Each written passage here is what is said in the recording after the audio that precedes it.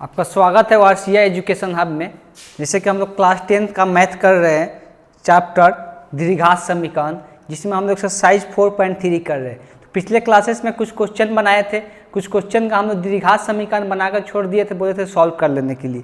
अगर किसी क्वेश्चन में डाउट होगा तो आप लोग बोल सकते हैं। अब हम लोग के पास क्वेश्चन नंबर बचा है 9, 10 और 11। तो सबसे पहले 9 पे आते हैं। तो 9 को यहाँ पे जितना भी क्वेश्चन दिया हुआ है सब वर्ड प्रॉब्लम है, सबको हमको क्या करना है, द्विघात समीकरण के रूप में चेंज करना है। तो द्विघात समीकरण के रूप में चेंज करने के लिए सबसे पहले हम लोग 9 क्वेश्चन को समझते हैं, क्वेश्चन में क्या बोला जा रहा है। तो देखो, एक पानी का टंकी है। क्वेश्चन 9 नंबर में बोला जा रहा है कि एक पानी का टंकी है जिसमें क्या हो रहा है, एक पानी का टंकी में 2 नल लगा हुआ है। उस नल के द्वारा उस पानी टंकी को क्या किया जा रहा है, भरा जा रहा है। अब जब उस पानी टंकी को दोनों नल के द्वारा भर रहे हैं तब हम लोग को समय कितना लग रहा है, 9.3/8 घंटा, 9.3/8 आवर समय लग रहा है उस पानी के टंकी को भरने में। अब यहाँ पर बताया जा रहा है कि अगर एक एक नल ओपन करके भरा जाए तो अगर जिसका ऐसा जो नल है जिसका व्यास क्या है, बड़ा है, मतलब जो मोटा नल है उससे अगर पानी भर रहे हैं तो वो जितना समय ले रहा है, जो पतला वाला नल है उससे जो पानी भर रहे हैं उससे 10 घंटा कम ये समय ले रहा है। मतलब जो मोटा वाला पाइप है, तो मोटा पाइप का मतलब क्या होता है, उसका व्यास ज़्यादा है। तो अगर व्यास ज़्यादा है तो व्यास जब ज़्यादा रहेगा तब उसमें क्या होगा, वो पानी उससे तेज़ी से भरेगा। और जब व्यास कम होगा तो पानी क्या होगा, स्लो भरेगा। जैसे मान लेते हैं कि अगर ऐसा पाइप रहेगा, अगर इससे पानी भरे और ऐसा पाइप है इससे पानी भरे, तो इसका व्यास क्या है, ज़्यादा है। जब इसका व्यास ज़्यादा है तो इससे पानी ज़्यादा जल्दी भरेगा, और इसका व्यास क्या है, कम है, तो ये पानी स्लो भरेगा इससे। इसलिए तो इसमें देखने को मिल रहा है कि जब बड़ा वाला पाइप, मोटा वाला पाइप से जब पानी भर रहे हैं तो उसमें टाइम कम लग रहा है, 10 घंटा कम लग रहा है। लेकिन जब पतला वाला पानी से पाइप से जब पानी भर रहे हैं तो टाइम ज़्यादा लग रहा है, 10 घंटा। इसीलिए हम लोग सबसे पहले इसमें मानेंगे कि 12 व्यास वाले पाइप से भरने में, टंकी को भरने में लिया गया समय x मान लेंगे। ठीक है, तो सबसे पहले इसमें हम लोग मानते हैं।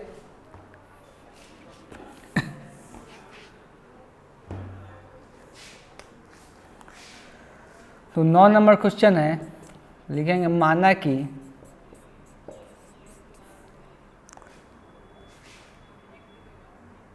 कि बड़े व्यास वाले नल से, बड़े व्यास वाले नल से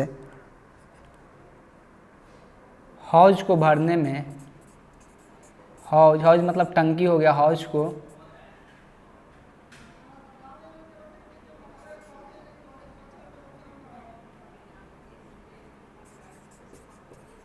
भरने में लगा समय x आवर है। तो अगर बड़े व्यास वाले नल से हौज को भरने में लगा समय x आवर है तो छोटे व्यास वाला कितना ज़्यादा ले रहा है इससे, अगर ये x ले रहा है तो इससे ये 10 घंटा ज़्यादा ले रहा है, छोटा व्यास वाला। तो हम लोग लिखेंगे छोटे व्यास वाले नल से हौज को भरने में लगा समय, तो ये समय कितना ले रहा है, जितना ये ले रहा है इससे 10 घंटा ज़्यादा ले रहा है, मतलब x + 10 ले रहा है। अब यहाँ पे जब ये समय इतना ले रहा है, ये समय इतना ले रहा है अलग अलग, अगर दोनों एक साथ मिलकर भर रहा है तो समय क्या है, ऑब्वियस है कि कम लेता है। अगर एक नल से भरेंगे उस पानी की टंकी को तो ऑब्वियस है कि पानी क्या होगा, कम जाएगा और टाइम ज़्यादा लेगा। अगर दोनों एक साथ मिलकर भरते हैं तब टाइम क्या लग रहा है, कम लग रहा है। तो इसमें दिया भी है जब दोनों एक साथ मिलकर भर रहे हैं पानी के टैंक को तो कितना टाइम लग रहा है, 9.3/8 आवर लग रहा है। तो हमको इसमें करना क्या होगा, सबके लिए जो बड़े व्यास वाले नल है उससे भरने में लिया गया समय 1 घंटा में कितना पानी भर पा रहे वो निकालेंगे, और इसमें छोटे व्यास वाले नल से 1 घंटे में कितना पानी भर पा रहे वो निकालेंगे, और टंकी में दोनों मिलकर 1 घंटे में कितना भर रहे वो निकालेंगे। दोनों को क्या करेंगे, बराबर कर देंगे। तो 1 घंटे पर हम लोग निकालेंगे। तो लिखेंगे 1 घंटे में बड़े व्यास द्वारा भरा गया हाउस, बड़े व्यास वाले नल से भरा गया हाउस, बड़े व्यास वाले नल से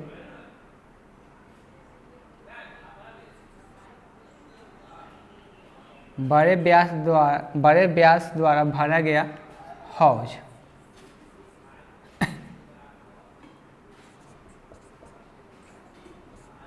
अब देखो, जब ये x घंटे में पूरा टंकी को भर रहा है तो 1 घंटे में कितना भरेगा? एक, जैसे कि चूंकि इसलिए बनाते हैं ना हम लोग, तो क्या लिखते हैं, x आवर में कितना, एक टंकी को भर रहा है तो 1 आवर में कितना हो जाएगा, इसलिए 1 आवर में हम लोग क्या लिखते हैं, 1/x, तो इसमें क्या आ जाएगा 1/x।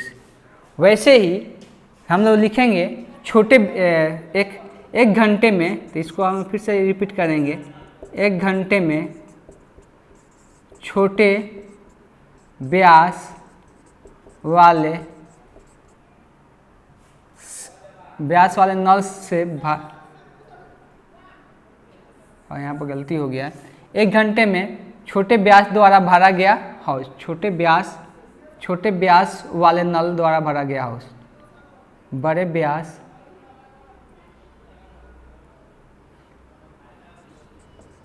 नल द्वारा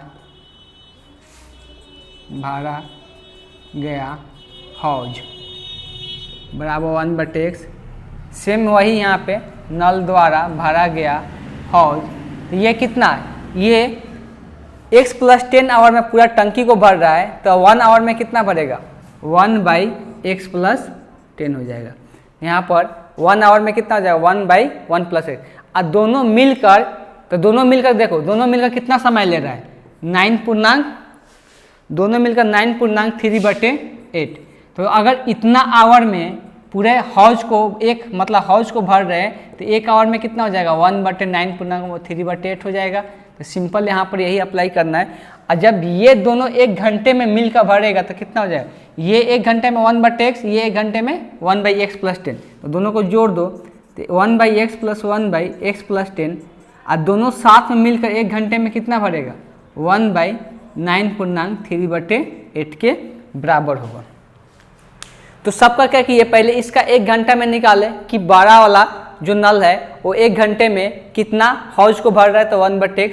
छोटा वाला जो नल है वो 1 घंटे में कितने हौज को भर रहा है, 1/x + 10।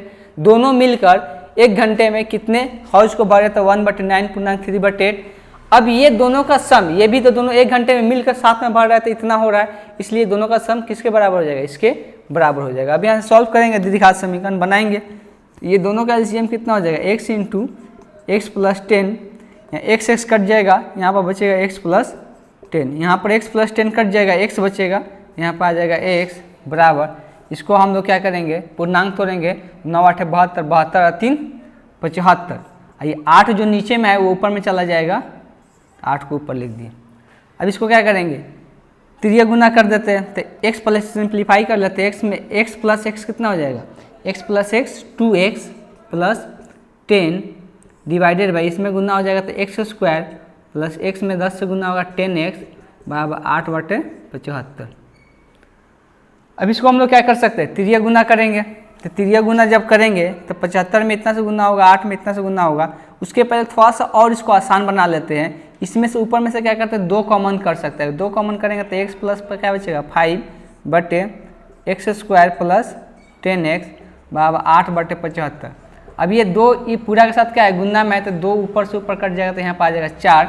अब इसको त्रिया गुना करता है, 4 में इतना से गुना होगा, 75 में इतना से, तो 4 में x² के साथ गुना होगा तो 4x², 4 में 10 से गुना होगा 10 40x, और 75 में 1 से गुना होगा तो 75x, 75 में 5 से गुना होगा तो 75 5 कितना हो जाएगा, 5 5 25, हाथ में 2, 7 5 35, 35 से 2 37।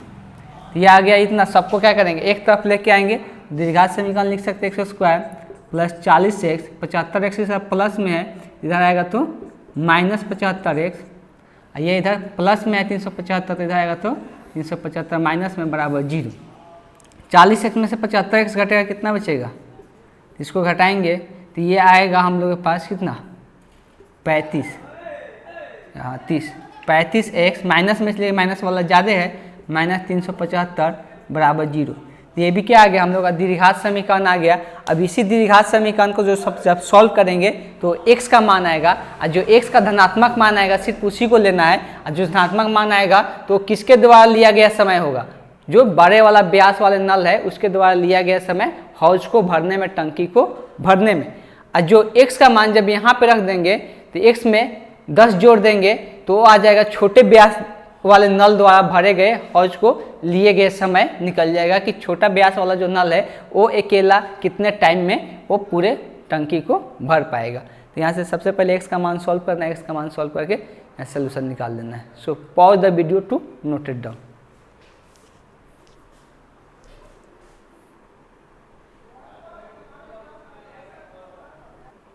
हम लोग क्वेश्चन नंबर 10 देखना है। क्वेश्चन नंबर 10 हम लोग इस टाइप का क्वेश्चन और भी देख चुके हैं। इस क्वेश्चन को फिर से हमको समझ कर क्या करना होगा, द्विघात समीकरण के रूप में चेंज करना होगा। तो सबसे पहले दिया हुआ मैसूर से बेंगलोर के बीच की दूरी दिया हुआ है 132 किलोमीटर यात्रा करने में एक्सप्रेस रेलगाड़ी है, ठीक है। तो रेलगाड़ी सवारी गाड़ी से 1 घंटे समय कम लेती है। तो देखो दो ट्रेन है, एक एक्सप्रेस है। एक्सप्रेस जो ट्रेन है वो फास्ट चलती है, जो सवारी गाड़ी होती है वो स्लो चलती है। तो जो एक्सप्रेस ट्रेन है वो 1 घंटा कम समय ले रही है, लेकिन जो सवारी गाड़ी है वो 1 घंटा ज़्यादा समय ले रही है। अब मध्य में स्टेशनों के ठहरने के समय ध्यान में न लिया जाए। इसमें यदि एक्सप्रेस रेलगाड़ी की औसत चाल सवारी गाड़ी की औसत चाल से इतना अधिक है, मतलब जो एक्सप्रेस ट्रेन की जो चाल होगी वो सवारी गाड़ी से 11 किलोमीटर पर आवर अधिक होगी, जितना भी होगा। तो दोनों में रेलगाड़ियों की औसत चाल ज्ञात करें। तो सबसे पहले हम लोग क्या करेंगे कि हम लोग किसी सवारी गाड़ी को औसत चाल मान लेते हैं x, तो रेलगाड़ी एक्सप्रेस ट्रेन की औसत चाल क्या इतना हो जाएगी x + 11, इसलिए कि 11 क्या है चाल ज़्यादा है, एक्सप्रेस का चाल ऑब्वियस है कि ज़्यादा होगा, तभी जाकर वो क्या करेगा जल्दी पहुँचाएगा। तो हम लोग यहाँ पर मानेंगे, माना कि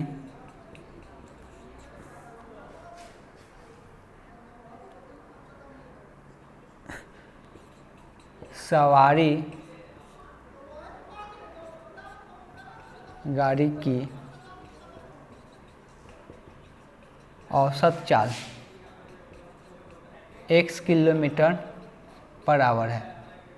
अब सवारी गाड़ी की औसत चाल x किलोमीटर पर आवर है, तो जो एक्सप्रेस ट्रेन है तो एक्सप्रेस ट्रेन का इससे कितना अधिक है, इससे 11 अधिक है। तो 11 अधिक का मतलब क्या होता है, अगर मान लो कि ये 10 रहता है तो इससे 11 अधिक का मतलब क्या हो गया 21 हो जाता है। 10 में क्या करते हैं 11 जोड़ देते, तो अगर x आए तो उसमें x से कितना अधिक है 11 अधिक है। इसलिए जब हम लोग बात करेंगे एक्सप्रेस ट्रेन की, तो एक्सप्रेस ट्रेन की औसत चाल कितना हो जाएगा,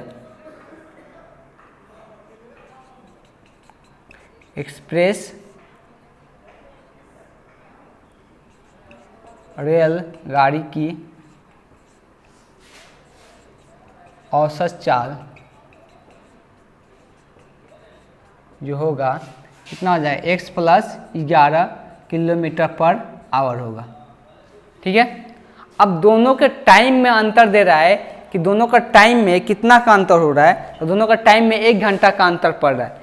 तो पहले हम लोग टाइम निकाल रहे हैं, टाइम कौन ज़्यादा ले रहा है, तो टाइम ले रहा है कौन सवारी गाड़ी। तो सवारी गाड़ी का पहले टाइम निकालते हैं कि वो कितना टाइम ले रहा है, उसके बाद हम लोग किसका टाइम निकालेंगे, उसके बाद निकालेंगे एक्सप्रेस ट्रेन का टाइम कितना है, और दोनों में से एक में से दूसरे को हटाएंगे तो दोनों का अंतर पता चल जाएगा कि अंतर कितना दिया है दोनों में, 1 घंटे का अंतर दोनों का हो रहा है।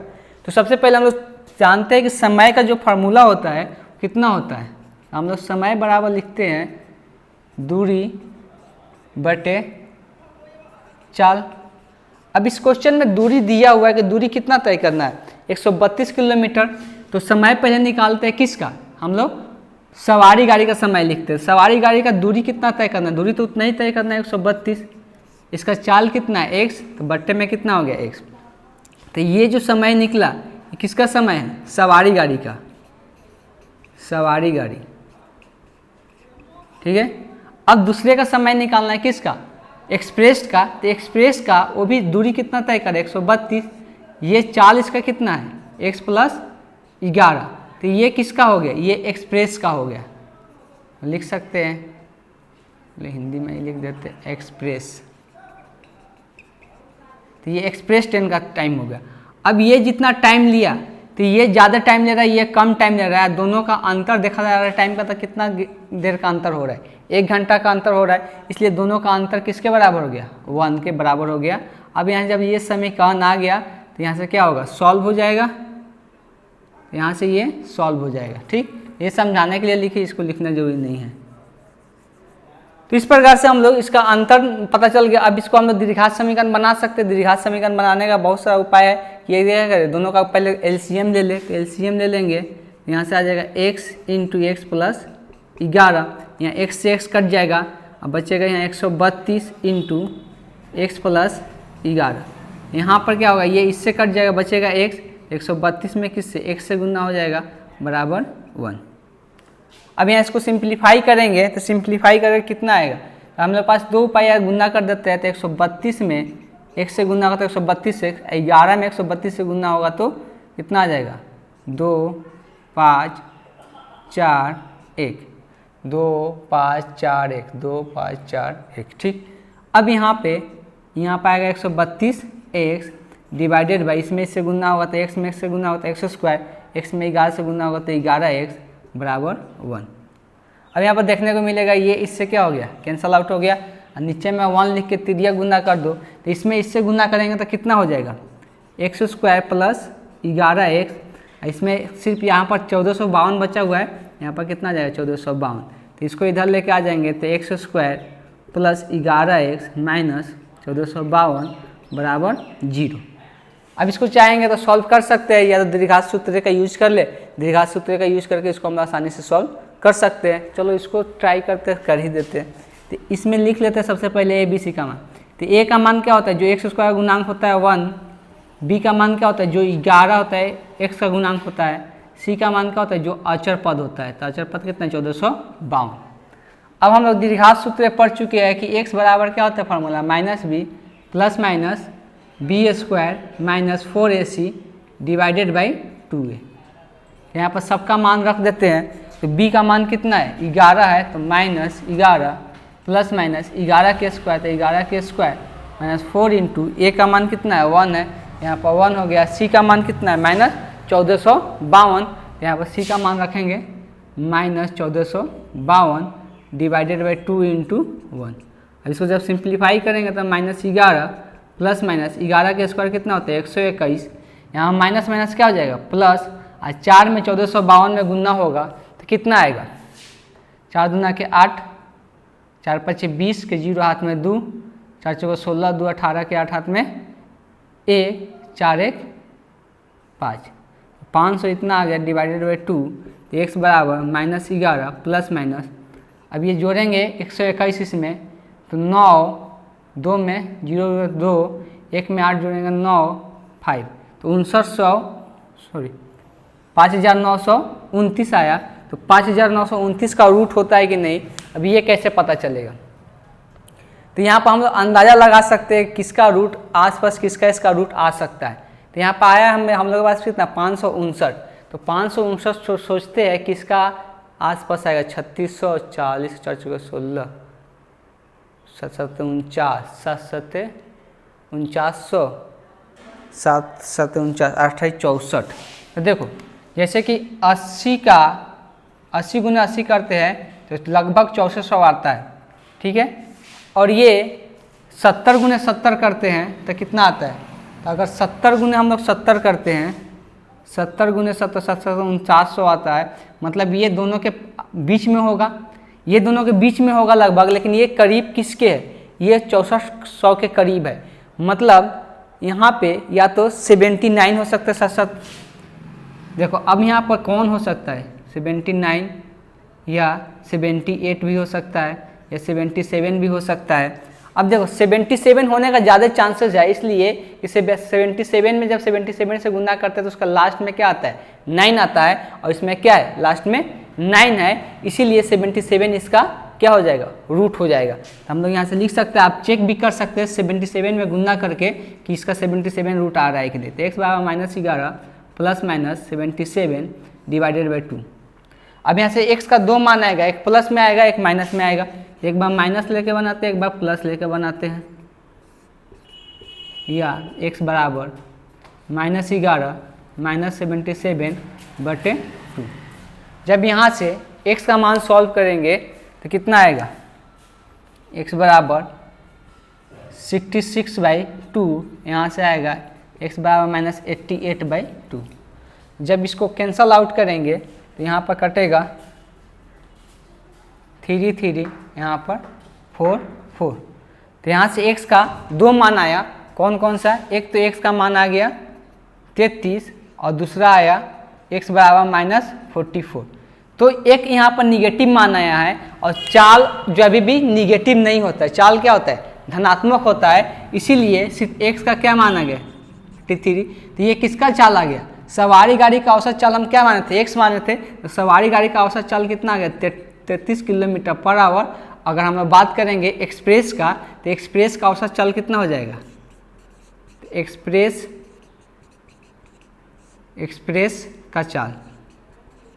का चाल हम लोग लिखे हैं कितना, x + 11, तो मतलब 33 + 11 कितना हो जाएगा 44 किलोमीटर/आवर।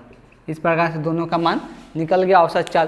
तो यहाँ से किसका, सवारी गाड़ी का औसत चाल कितना है 33 है, और एक्सप्रेस का कितना है 44 किलोमीटर/आवर है। So pause the video to note it down.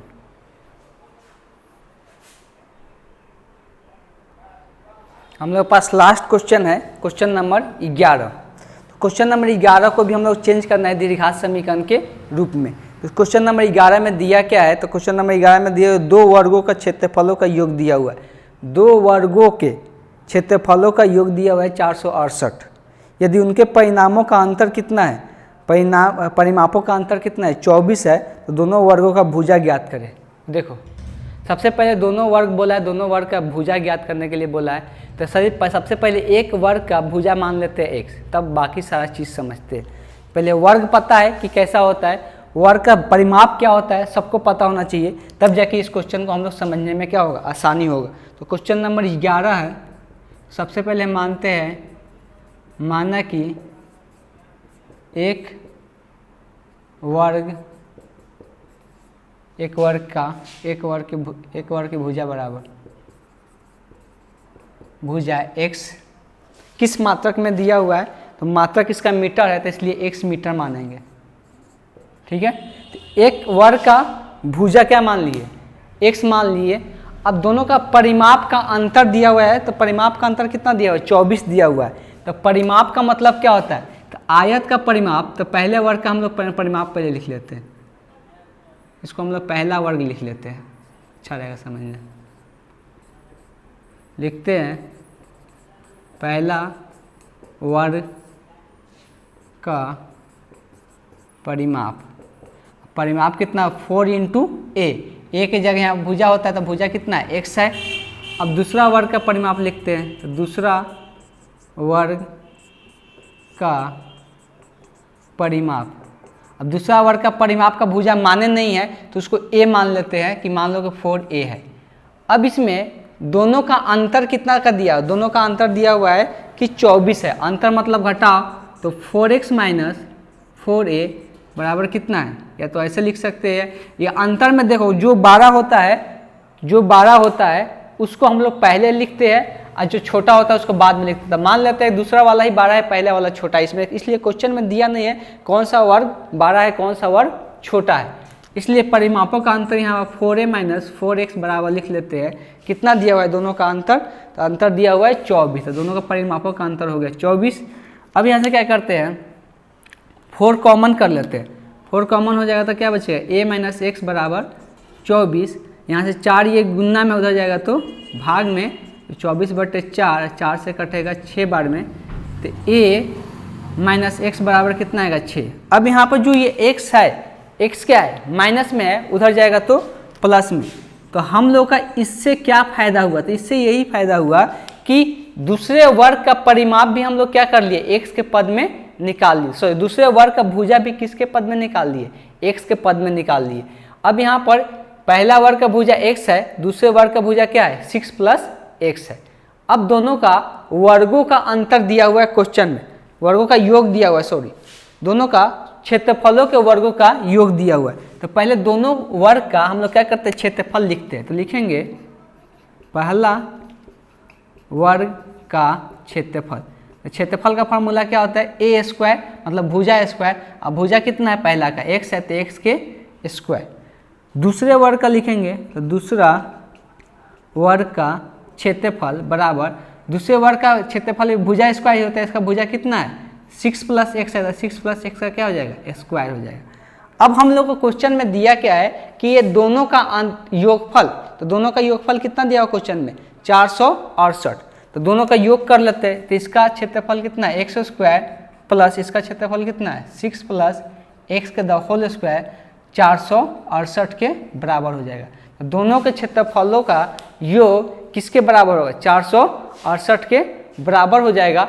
अब यहाँ से इसी को क्या करना है, यहाँ पर a + b के होल स्क्वायर पर तोड़ देना है, तोड़ कर इसको द्विघात समीकरण बनाना है। द्विघात समीकरण बना के क्या करना है, द्विघात सूत्र का यूज करके हम आसानी से इसका मान ज्ञात कर सकते हैं। x का जो धनात्मक मान आएगा, मान लो कि ऋणात्मक भी आ जाएगा, जो धनात्मक मान आएगा वही क्या हो जाएगा, पहला वर्ग का भुजा हो जाएगा। और दूसरे वर्ग का भुजा निकालने के लिए क्या करना होगा, 6 में से उसमें जोड़ देना होगा, जो x का मान आएगा उसमें 6 जोड़ देंगे तो हम लोग दूसरे वर्ग का भुजा निकल जाएगा। तो इस प्रकार से हम लोग का पूरा इस चैप्टर मतलब एक्सरसाइज कंप्लीट होता है। और इसमें जो क्वेश्चन हम नहीं बताए, कंप्लीट नहीं किए, इसलिए कि इसको अपने से करना है, इसलिए द्विघात समीकरण का सूत्र यूज करना हम पहले ही एग्जाम्पल के माध्यम से समझा चुके हैं, किस प्रकार से द्विघात सूत्र का यूज करके हम लोग को x का मान निकालना रहता है। इसलिए अगर ये अपने से करते हैं तो आपके लिए बेनिफिट होगा। तो ये ट्राई करना है कि बन जाए, अगर नहीं बनेगा फिर भी तो उसके बाद हमको बताना है, हम फिर इसका सोल्यूशन देंगे। Pause the video to note down. Thank you.